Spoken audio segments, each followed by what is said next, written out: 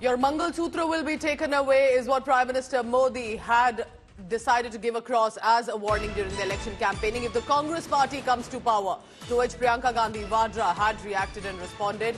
And now, with Priyanka Gandhi's counter to that warning, so to say, of Prime Minister Modi, R&B Minister Anurag Thakur slamming Priyanka Gandhi Vadra. This is becoming a full-blown issue. Remember, showdown of how allegedly, as BJP claims, Congress in power will take away the gold and wealth of the people and redistribute it to other groups.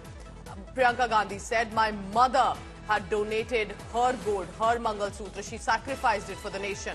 Anurag Thakur now says, Nehru gave away part of Jammu and Kashmir to Pakistan. While Priyanka Gandhi Vadra said Indira Gandhi donated her gold for the nation, gave the gold during 1962 war. Priyanka Gandhi Vadra slams Prime Minister's manifesto attack. So listen in to what Anurag Thakur said over this. But at this, remember it started with Prime Minister Modi saying, what is this wealth distribution survey that Congress party is promising in the manifesto and by its leader, especially led by Rahul Gandhi, to which Priyanka Gandhi Vadra said, the Mangal Sutra you're talking about to be snatched away was sacrificed of my mother, referring to possibly Rajiv Gandhi's assassination. And then she says, my grandmother donated her gold during the war. Anurag Thakur now slams and says, Nehru gave away part of Jammu and Kashmir to Pakistan.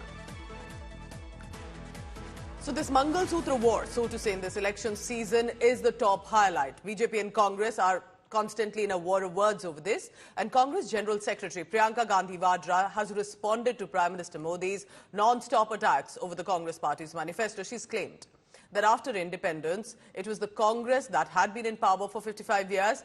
Did they snatch anyone's Mangal Sutra or gold wealth back then? But she didn't stop there. In one of the strongest retort that has come from the Congress party, and it's come from Priyanka Gandhi Vadra, she lauded a barrage of attacks at Prime Minister Modi and reminded him that her grandmother, referring to former PM Indira Gandhi, donated her gold to the nation during the 1962 war, which was with China. She went on to say that her mother, Sonia Gandhi, sacrificed her Mangal Sutra for the nation, referring to the assassination of her husband and former Prime Minister Rajiv Gandhi. Since the last few days, Prime Minister Modi has been relentlessly attacking Congress party over a pledge that Congress leaders have taken, which is a wealth survey, a certain wealth redistribution.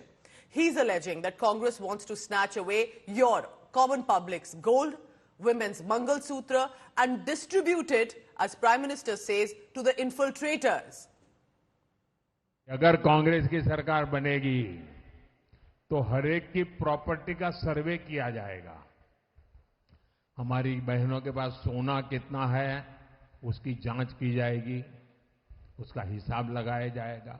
मेरी माताओं और बहनों की जिंदगी में सोना वो सिर्फ शो करने के लिए नहीं होता है, उसके स्वाभिमान से जुड़ा हुआ है। उसका मंगल सूत्र वो एक सोने का कीमत का मुद्दा नहीं है, उसके जीवन के सपनों से जुड़ा हुआ है। कैसी कैसी बहकी बहकी बातें पिछले 2 दिनों में अब ये शुरू हुआ है कि कांग्रेस पार्टी चाहती है कि आपके मंगल सूत्र और आपका सोना आपसे छीन ले। 70 सालों से ये देश स्वतंत्र है, 55 सालों के लिए कांग्रेस की सरकार रही है। किसी ने आपसे सोना छीना, आपके मंगल सूत्र छीने। इंदिरा गांधी ने अपना सोना, जब जंग हुई थी, अपना सोना देश को दिया। मेरी मां का मंगल सूत्र इस देश को कुर्बान हुआ है। कैसी कैसी बहकी बहकी बातें पिछले 2 दिनों में अब ये शुरू हुआ है कि कांग्रेस पार्टी चाहती है कि आपके मंगल सूत्र और आपका सोना आपसे छीन ले। 70 सालों से ये देश स्वतंत्र है, 55 सालों के लिए कांग्रेस की सरकार रही है। किसी ने आपसे सोना छीना, आपके मंगल सूत्र छीने। इंदिरा गांधी ने अपना सोना, जब जंग हुई थी, अपना सोना देश को दिया। मेरी मां का मंगल सूत्र इस देश को कुर्बान हुआ है।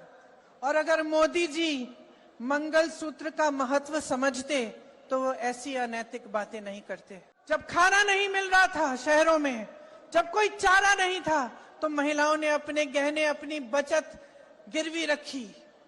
और आज चुनाव के लिए, वोटों के लिए महिलाओं को ऐसी बातें कर रहे हैं। डरा रहे हैं ताकि डर के वो वोट दें। शर्म आनी चाहिए उनको, शर्म आनी चाहिए। उन्होंने इल्जाम कांग्रेस पार्टी पे लगाया। कांग्रेस पार्टी इतने लंबे अरसे तक सरकार में रही है, 50 सालों से ज्यादा कांग्रेस पार्टी ने इस देश पे हुकूमत की है। तो अगर मंगलसूत्र उतरने होते तो 50 साल में क्यों नहीं उतरे? अगर देश की सारी प्रॉपर्टी बांट दी जाती और अकलियतों में बांट दी जाती तो आज तो किसी के पास प्रॉपर्टी नहीं होती, अकलियत के ही पास होती। तो जो काम कांग्रेस ने 50 साल में नहीं किया वो आप करेंगे। देश के लोगों को प्रधानमंत्री गुमराह करते हैं, इसके अलावा कुछ नहीं। So the Bharatiya Janata Party and Prime Minister Modi's relentless attack are at the Congress manifesto. Prime Minister Modi and Congress leaders are engaged in this war of words over the Lok Sabha manifesto of the grand old party. So here's what has happened. Renewing the redistribution wealth attack against Congress in Rajasthan's Tonk, Prime Minister again reiterated the charge. He's gone on to claim Congress manifesto has a Muslim League imprint. They want to do an X-ray of people's wealth, quoting the Congress leaders. And then he's gone on to add that Congress's urban Naxal thinking will take away people's gold and houses and redistribute it to infiltrators. Now, in the backdrop of all of this, Congress slammed Prime Minister Modi, and Mallikarjun Kharge, the chief of the party, has gone on to say Prime Minister Modi is dividing the society by raking up religion. Here's all that has been said specifically by the Congress leaders now. He is always like that. His mindset is divide and rule. He is dividing the communities. He is dividing the religion. He is dividing the caste, sub-caste. Therefore, Modi, what he says is not important, but he is destroying the country. That is it. देखिए, मैं उनसे कहना चाहता हूं कि हमारी घोषणा पत्र की वो लाइन बताएं, पेज बताएं कि कहां हमने ऐसा लिखा है।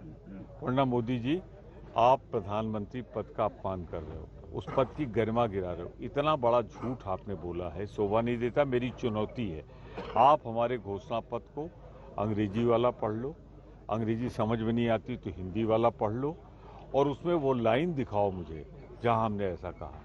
और हमने नहीं कहा और आप बोल रहे हो तो आपको माफी मांगनी चाहिए देश से। नहीं तो ठीक है, जो मेहनत से जो कमाया है तो उन लोगों का टैक्स लेना चाहिए, ठीक है, लेकिन ये मैं बांटता हूँ ये कैसा है।